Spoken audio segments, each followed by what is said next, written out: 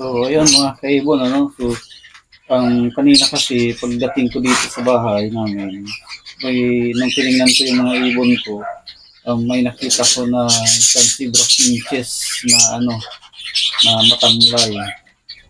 So, ito siya. Ayan, ayan siya. Or, ito. Ayan siya. So, nung tinignan ko, mahihirapan siyang maitlog. Egg-vine. So, titingnan natin, tutulungan natin kung paano natin aalisin yung itlog.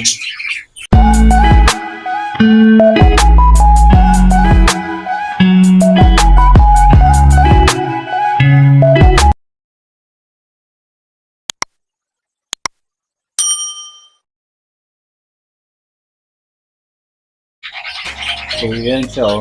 Ayan yung, yan. Hindi lang ganong nakikita, no. So, ito yung, yung itlog dito sa part na to. Ayan. So, medyo, mahirap pagka walang taghawak ng video o ng cellphone. So, ayan siya. Ito yung nandito, oh. Ayan, no.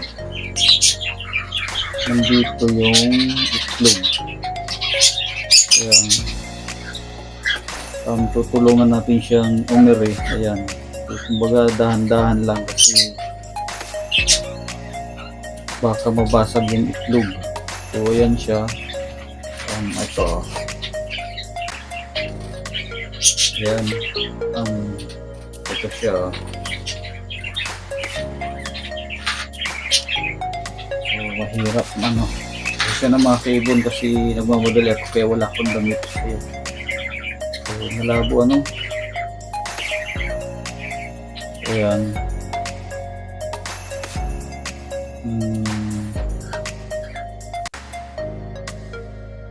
Parang tutulak natin siya palabas.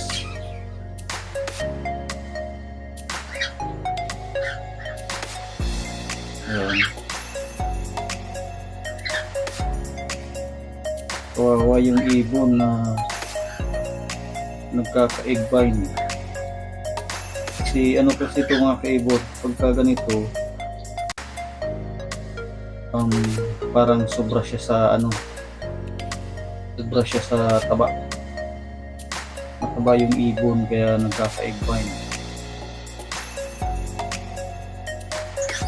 Ayan, kahit ako nga is nahihirapan.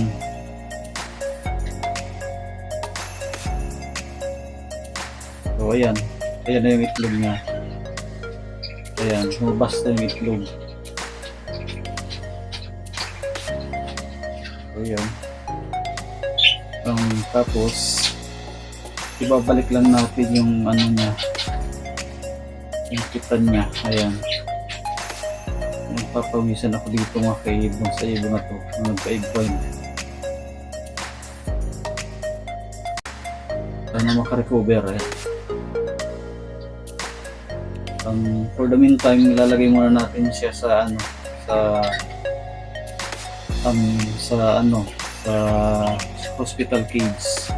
So ito yung itlog na tinanggal natin. Ayan. So, sayang mga kaibon. So okay lang yan kaysa sa masayang yung breeder natin. So ayan, medyo lumakas na ng kaunti. Ayan. Kapag ganito mga kaibon, painumin natin ng gamot kahit na yung man lang, yung dextrose powder, mix lang natin yun sa tubig kasi nanghina kasi ito eh. So, ayun, nagpawisan ako dun So i-update ko na lang kayo mga kaibon kung ano nang mangyayari or nangyari dito sa ibon natin. So ayan, medyo malakas na siya ng kaunti. Ayan, ilalagay na muna natin siya sa sa hospital cage. So ayan, ito yung itlog niya.